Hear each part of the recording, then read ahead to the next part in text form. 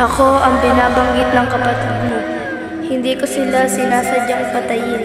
Siguro ay mahina ang loob nila kaya sila namatay. Tulungan mo ko na hanapin ang pumatay sa akin. Ipapakita ko sa iyo.